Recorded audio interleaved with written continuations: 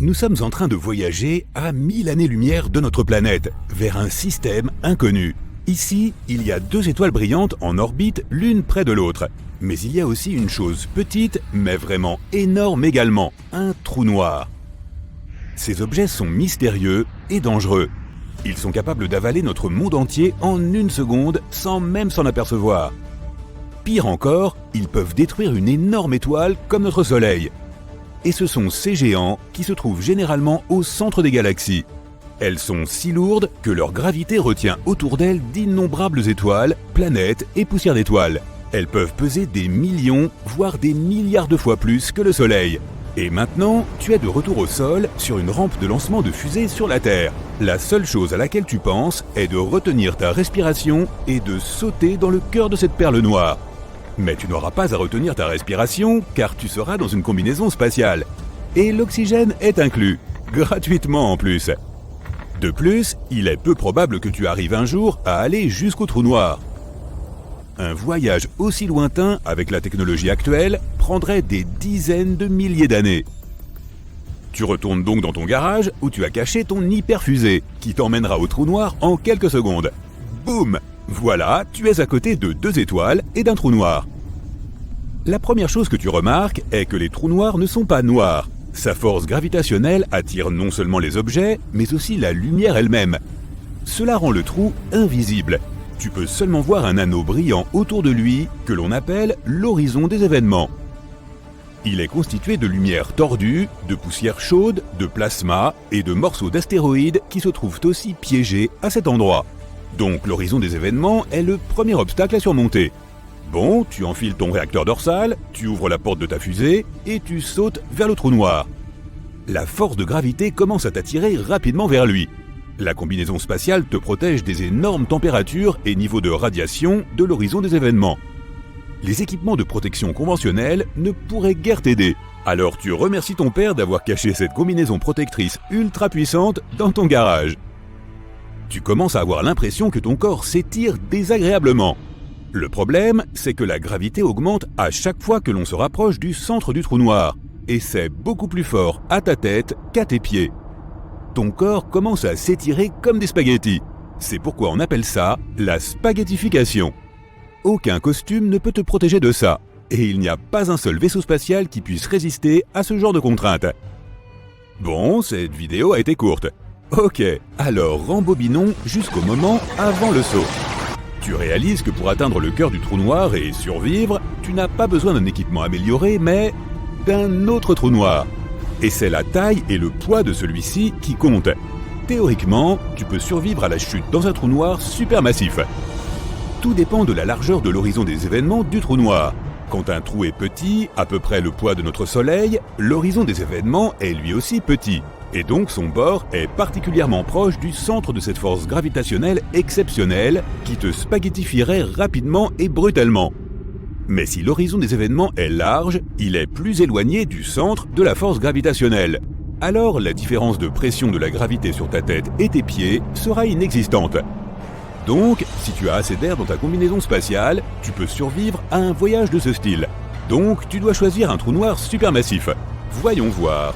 Un au centre de la Voie lactée? Non, il y a trop de plasma chaud et de débris autour. Tu as besoin d'un trou noir complètement isolé pour un saut comme celui-ci. Quelque part dans l'espace sombre où il n'a pas eu le temps de rassembler les débris des mondes voisins autour de lui. Tu ouvres rapidement ta carte de l'espace et tu trouves un trou noir de cette sorte. Un voyage plus rapide que la lumière et tu es arrivé. Le voilà, un énorme néant obscur. Il n'y a que la lumière déformée des étoiles et galaxies lointaines sur son horizon. Pour tester ta théorie, tu y jettes un mannequin. Il s'approche du trou noir, puis ralentit jusqu'à s'immobiliser. Mais ce n'est qu'une illusion. Le trou noir est si lourd qu'il peut déformer l'espace et le temps. Donc pour l'observateur, le mannequin est figé dans l'horizon des événements, mais en fait, il est depuis longtemps entré dans son cœur. La poupée n'a pas été spaghettisée comme tu l'as été lorsque tu es tombé dans un petit trou noir, alors maintenant, tu sautes en toute confiance après elle. Rappelle-toi que même si tu te sens bien, c'est toujours un voyage sans retour. Une fois dans le champ d'attraction du trou noir, rien ne peut t'échapper à son étreinte. Peu importe la puissance de ta fusée ou la force avec laquelle tu agites tes bras. Tu es maintenant au bord du disque d'accrétion. Chaque seconde ici équivaut à des semaines ou des mois sur Terre. Tu voyages dans le temps.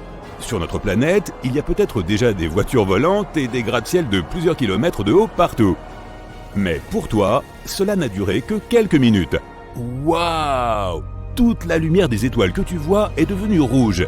Ça aussi, c'est à cause de la gravité. La lumière que nous voyons est constituée d'ondes, mais le trou noir les étire. Les longueurs d'onde courtes comme le bleu deviennent longues et rouges. Super, tu as dépassé l'horizon des événements et tu te diriges maintenant vers le néant total. Tu lèves les yeux et tu vois un mince rayon de lumière. C'est la dernière chose que tu vois en fait. Après ça, il n'y a que du vide noir. Personne ne sait ce qui se passe ensuite. Certaines théories disent que les trous noirs peuvent être des portails vers une autre dimension, ou vers un autre endroit dans l'univers. En sautant dans un trou noir de notre galaxie, tu peux sauter à des centaines de milliers d'années-lumière de chez nous. Dans ce cas, tu vivras ta chute en sens inverse. D'abord, tu verras un petit rayon de lumière qui s'étend, puis la lumière rouge des étoiles redevient bleue, et avant même de t'en rendre compte, tu es de retour sur l'horizon des événements. Et peu après, tu es libéré de l'attraction du trou noir. Mais les scientifiques ne peuvent toujours pas confirmer cette théorie. Bon, c'est trop sinistre, alors pour cette fois, nous te ramènerons sur Terre en compagnie de tes amis. Ils te félicitent pour avoir réussi à survivre au centre d'un trou noir. Maintenant, tu es le cœur de la compagnie et aucun trou noir ne peut te faire peur. Mais même le plus grand trou noir de l'espace n'est pas aussi effrayant que ce que tu pourrais penser. Ils ne sont pas éternels, mais ont une durée de vie. La radiation dont j'ai parlé prend l'énergie du trou noir. S'il n'a pas de nourriture autour de lui, le trou commence à se dégonfler comme un ballon. Et finalement, il n'y a plus rien. Une autre crainte concernant les trous noirs est que nous puissions en créer un chez nous. En effet, à l'intérieur du grand collisionneur de Hadron, les scientifiques mènent des expériences avec de petites particules qui entrent en collision à grande vitesse. Il y a d'énormes explosions d'énergie, et certains scientifiques pensent que cette énergie est suffisante pour créer un trou noir microscopique. Il va commencer à absorber son environnement et à grandir. D'abord quelques petits objets dans la pièce où il a été créé, puis le laboratoire tout entier. Le trou continue à grandir et consomme désormais notre planète entière. Il change l'équilibre des forces dans notre système solaire et absorbe les planètes une par une. Quand celles-ci sont finies, c'est l'heure du dessert, le Soleil. Les couches supérieures légères de plasma sont étirées en longs spaghettis et tirées vers le trou noir. Puis, couche par couche, notre étoile s'effondre dans le trou noir. Lorsque le Soleil est à moitié absorbé, le trou noir projette un faisceau d'énergie et de lumière vers l'extérieur et continue à consommer le Soleil. En quelques instants, il ne restera plus rien de notre système solaire. C'est ainsi que certaines personnes décrivent la fin du monde. Mais même si nous parvenons à créer un trou noir microscopique, nous serons en sécurité. Il sera trop petit pour absorber de gros objets et il ne se nourrira que de petites particules atomiques. Les trous noirs émettent de l'énergie en même temps qu'ils en consomment, donc notre petit trou noir n'aura pas le temps de grandir. Il perdra plus qu'il ne gagnera en une fraction de seconde, donc ce que tu verras sera un flash momentané, et puis plus rien. Cela dit, la création d'un trou noir stable et contrôlé peut même être utile. Ils émettent d'énormes quantités d'énergie que nous pouvons utiliser. Un trou noir de la masse du mont Everest pourrait alimenter toute l'humanité. Bien sûr, les trous noirs sont toujours dangereux, mais nous pouvons les observer et étudier notre univers, si nous restons assez loin bien sûr. En attendant, tu décides de mettre un cadenas sur ta porte de garage, pour l'instant. Les scientifiques ont découvert quelque chose d'assez cool. Les trous noirs de Schrödinger. Oui, les objets les plus effrayants de notre univers se révèlent être encore plus terrifiants. Nous savons maintenant qu'ils peuvent exister sous plusieurs états à la fois. Mais qu'est-ce que ça veut dire ? Nous allons voir ça. Les trous noirs sont les mystérieux titans de notre univers. Parfois, on a l'impression que plus on en apprend sur eux, moins on en sait. Nous les avons découverts assez récemment, au XXe siècle. Et depuis, nous en avons trouvé de toutes sortes aux quatre coins de l'univers. Certains font la taille d'une petite ville, d'autres sont effroyablement surdimensionnés. Mais leur caractéristique la plus notable est probablement leur masse immense. Et c'est là qu'une étude récente entre en jeu. Des scientifiques ont constaté que les trous noirs ont des propriétés quantiques très particulières. Ils ont découvert qu'un trou noir peut être à la fois grand et petit, léger et lourd, mort et vivant. Quand ils disent « vivant », je pense qu'ils parlent par métaphore. Espérons en tout cas que ce soit le cas. Mais l'important dans cette découverte est qu'un trou noir peut se trouver dans tous ces états simultanément. Plutôt étrange, non ? Qu'est-ce que cela peut bien vouloir signifier ? Eh bien, le fait de pouvoir être tout en même temps n'est pas une idée neuve pour la science. Les physiciens appellent cela la superposition, ou, pour faire simple, l'état d'incertitude. Les physiciens quantiques ont d'abord découvert cet état dans de minuscules particules quantiques. Ils ont remarqué une chose très étrange. Tant que nous n'observons pas une particule, elle existe dans tous ses états possibles en même temps. Et ce n'est que lorsque nous commençons à interagir avec elle, par exemple en la regardant, en la mesurant ou simplement en faisant quelque chose, que la particule décide de l'état dans lequel elle doit se trouver. Voici un exemple. Imagine que tu as une balle dans une boîte. Tu ne sais pas à quoi elle ressemble. Le truc, c'est que tant qu'elle reste dans sa boîte, la balle est de toutes les couleurs en même temps. Ce n'est que lorsque tu la sors qu'elle choisit enfin sa couleur. Tout cela se produit instantanément, donc tu ne le remarques pas. Pour toi, la balle a toujours été bleue. Plutôt effrayant, non ? Et ça soulève beaucoup de questions.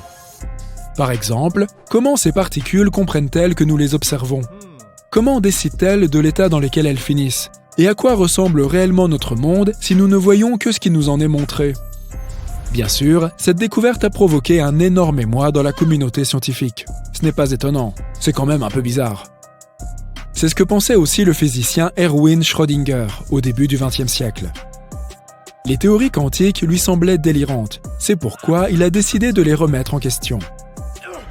Il a mené une expérience célèbre. Tu en as probablement entendu parler, même si tu ne connais rien du tout à la science. La célèbre expérience du chat de Schrödinger. Quel était l'intérêt de cette expérience ? Tout d'abord, nous avons une boîte et un chat. Dans la boîte, il y a un récipient contenant un gaz toxique et un mécanisme spécial. À tout moment, il y a 50% de chances que ce mécanisme ouvre le récipient.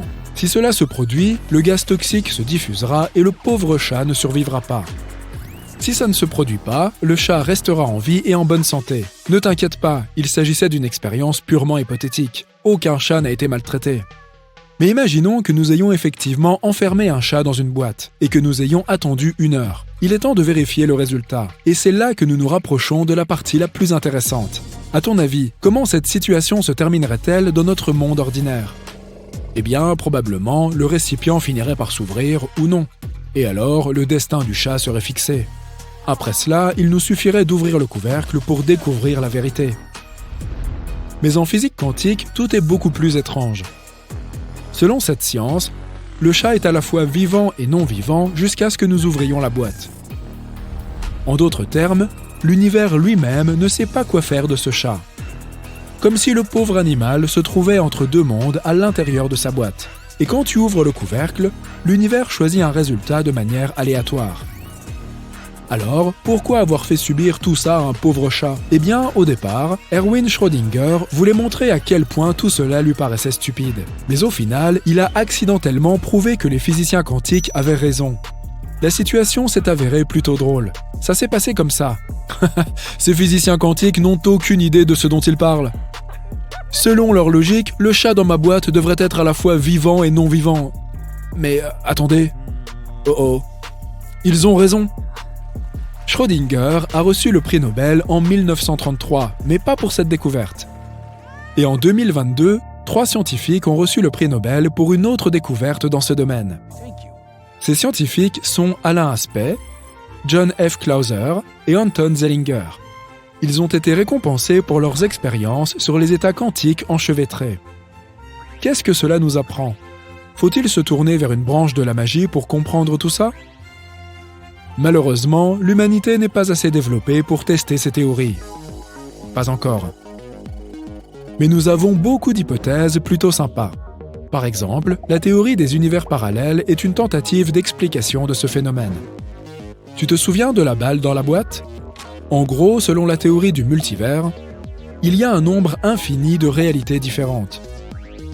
Donc, si tu ne sais pas à quoi ressemble la balle, c'est qu'elle existe dans cet état interdimensionnel et incertain. Mais lorsque tu ouvres la boîte et que tu regardes la balle, tu es transporté dans une réalité donnée. Par exemple, dans celle où elle est bleue. C'est assez incroyable et tout à fait passionnant. Mais pourquoi avons-nous besoin de toutes ces informations ? Quel rapport avec la récente découverte ? Eh bien, les scientifiques se sont dit, si les particules de notre univers se comportent comme ça, qu'en est-il des objets spatiaux les plus grands ? Et ils ont donc décidé de pointer leurs appareils non pas vers le microcosme, mais vers l'espace lointain. Le physicien théoricien américano-israélien Jacob Bekenstein a été le premier à suggérer que les trous noirs pourraient avoir les mêmes propriétés étranges. Mais cette théorie devait être testée. La recherche avait pour but de trouver un lien entre les particules quantiques et les trous noirs. Les chercheurs ont donc créé une structure informatique dans laquelle ils ont placé une particule quantique simulée juste aux abords d'un trou noir géant simulé. Et cette analyse leur a montré que les trous noirs pouvaient eux aussi exister sous plusieurs états à la fois. Par exemple, ils peuvent être incroyablement massifs et, en même temps, ne pas avoir de masse du tout. Ces mystérieuses portes de l'espace peuvent avoir différentes masses à la fois. Cette modélisation a montré que ces masses superposées se trouvaient, en fait, à l'intérieur de certains ratios déterminés, ainsi que Bekenstein l'avait prédit, a déclaré la physicienne Magdalena Zeik en se référant à l'étude. On ne sait pas encore très bien tout ce que cela signifie, et cette découverte seule ne nous a pas beaucoup rapprochés de la compréhension du fonctionnement de notre univers ou de ce qui se passe à l'intérieur des trous noirs. Nous n'avons compris qu'une seule chose: tout ce qui nous entoure est beaucoup plus compliqué et plus fantastique que nous le pensions. Qui sait, peut-être que les trous noirs sont bien des portails entre les univers parallèles. À ce stade, il est impossible de réfuter cette hypothèse. En d'autres termes, l'univers nous a montré une fois de plus qu'il est plus étrange et plus mystérieux et fascinant que nous ne pouvions l'imaginer. Espérons qu'à l'avenir, nous serons en mesure de comprendre au moins un peu ce qui s'y passe. Savais-tu qu'il existe un objet astronomique dans lequel l'espace et le temps échangent leur place ? Mais comment ça fonctionne ? Et que signifie exactement échanger l'espace et le temps ? Essayons de comprendre. Imagine que tu es dans un vaisseau spatial qui ne peut que se déplacer qu'en ligne droite. Ta trajectoire mène à un point inévitable et tu n'as aucune idée de ce qui t'attend. Tu peux seulement espérer que ce ne sera pas trop grave. Pendant ce temps, tout ce qui t'entoure n'est que pure folie. Un assemblage chaotique d'événements historiques. Qu'est-ce que tu vois ? D'anciens humains et dinosaures ? La naissance de l'univers ?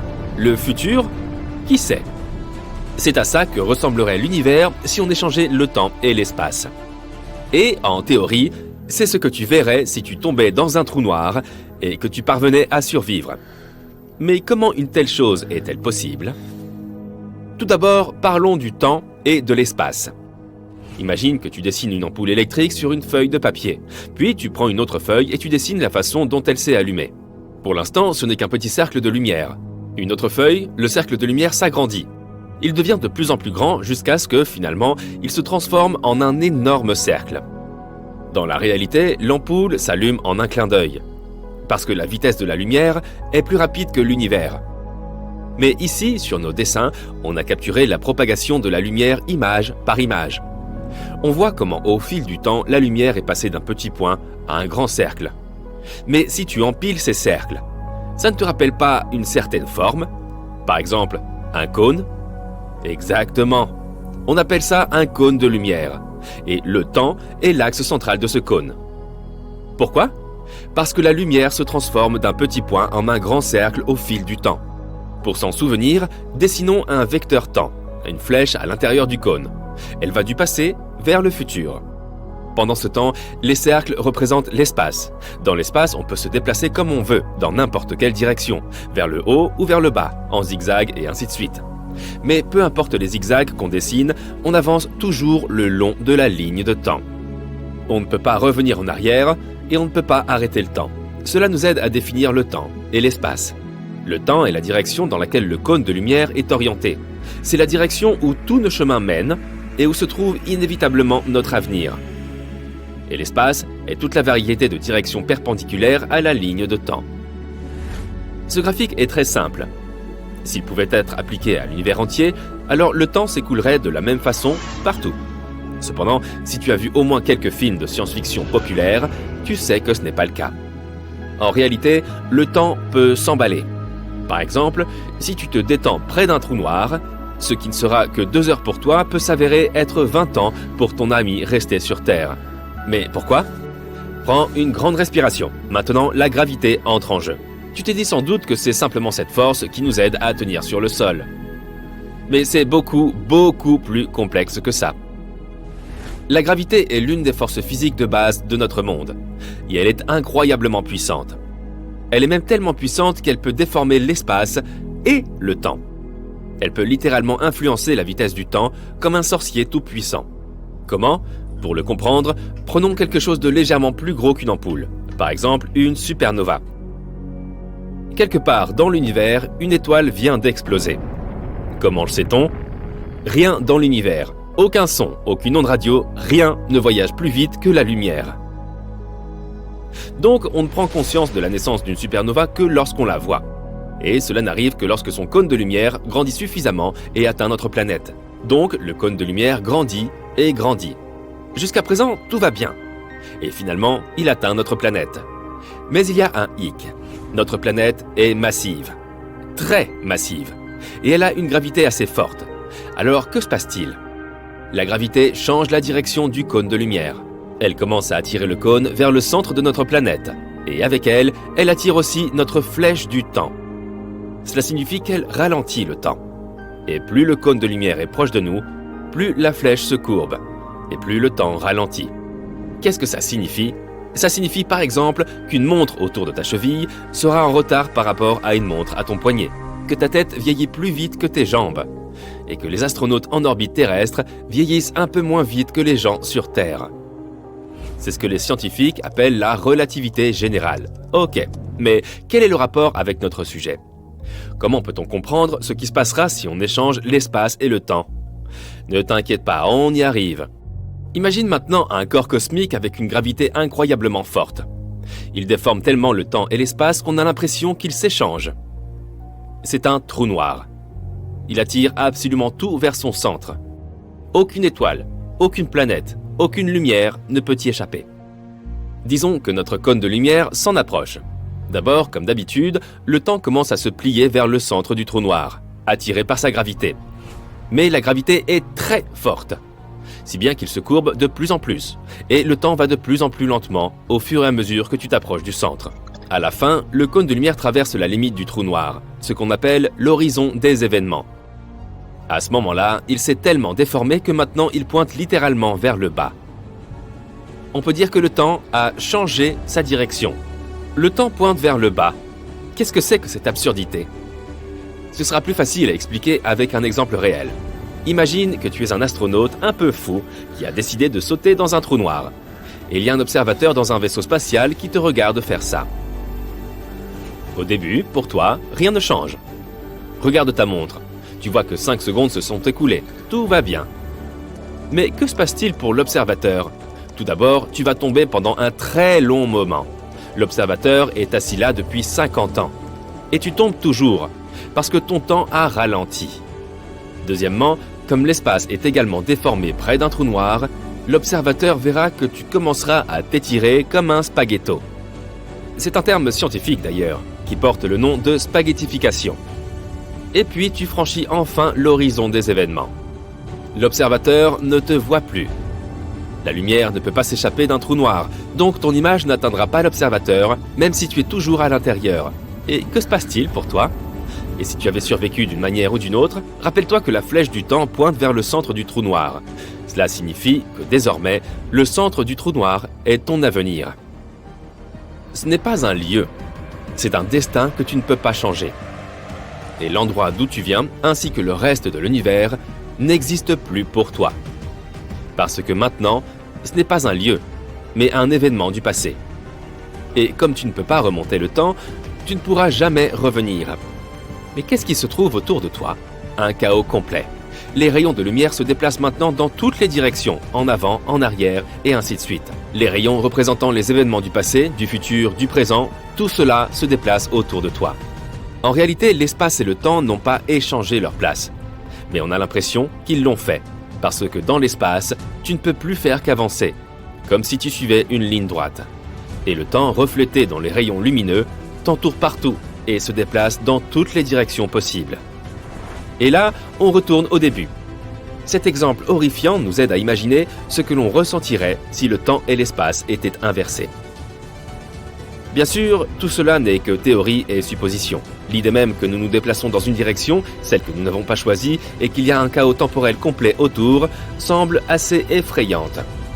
Et pourtant, ce serait une expérience très intéressante. Tu es partant ?